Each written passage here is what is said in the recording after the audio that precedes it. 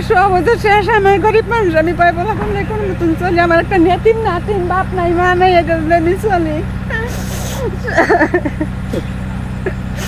আমার সব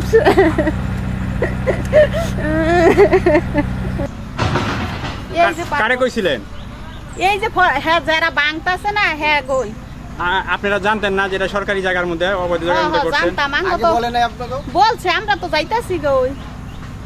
আজকে কেন আর আগে গেলেন না কেন? আরে বাইরে আঙ্গ তো বেড়া মানুষ বাসায় না, আমরা এগুলা আমার তো বৃষ্টির লেগে অভিযান। আসলে তো ওই যে বন বিভাগের যে গাছপালা আছে, আমরা আসছি বন বিভাগের বনের যে কর্তৃপক্ষ, তাদের আমরা সহায়তা করার জন্য। বিজিবি আছে, র্যাব আছে, আমরাও আছি। আর আমরা সহায়তা আইনশৃঙ্খলা অবনতি না হয় সেই কারণে আমরা আসি। ধন্যবাদ।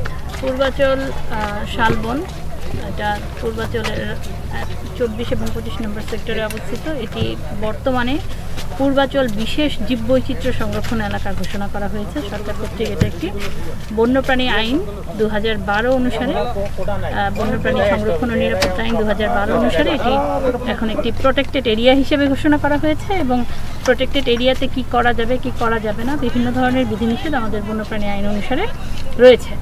তো যেহেতু এটি প্রোটেক্টেড এরিয়া হয়ে গেছে, সেহেতু এইখানে রাজুক যখন বন বিভাগের নিকট হস্তান্তর করেছিল তখনই আমরা রিপোর্ট করেছিলাম এখানে 155টি বা অবৈধ দখলদার বা বাড়ি ছিল।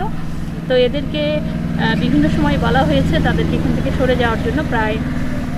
প্রায় বছর খানেকের উপরে ধরে তাদেরকে বলা হচ্ছে যে আপনারা এটা চলে যান। তো এটা যেহেতু প্রোটেক্টেড এরিয়া ঘোষণা হয়ে গেছে, এখন সরকারের সিদ্ধান্ত অনুযায়ী পরিবেশ, বন ও জলবায়ু পরিবর্তন মন্ত্রণালয়ের মাননীয় উপদেষ্টা জনাব সৈয়দা রেজওয়ানা হাসান স্যারের নির্দেশনা অনুসারে এবং মন্ত্রণালয়ের নির্দেশনা অনুসারে আমাদের বন অধিদপ্তরের প্রধান বন সংরক্ষক আমির হোসেন চৌধুরী স্যার, ওনাদের দিক নির্দেশনা মোতাবেক আমরা আজকের এই প্রোগ্রামটা করতে পেরেছি। বন থেকে যারা বনে ছিলেন তাদেরকে সরে যেতে আমরা সাহায্য করেছি।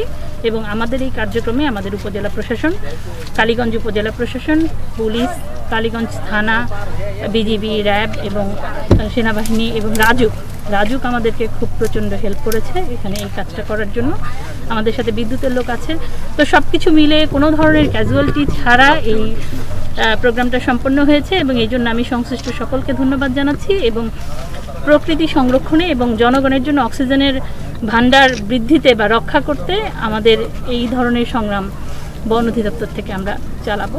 এটা হচ্ছে 144 একর বনভূমির পরিমাণ হচ্ছে, এটা 144 একর সংরক্ষিত বিশেষ জীববৈচিত্র্য সংরক্ষণ এলাকা 144 একর। তার মধ্যে 44টা ফ্যামিলির 155টা ঘর ছিল, যার আনুমানিক পরিমাণ প্রায় 4 একর। সেই অংশটুকু এখান থেকে করা হয়েছে।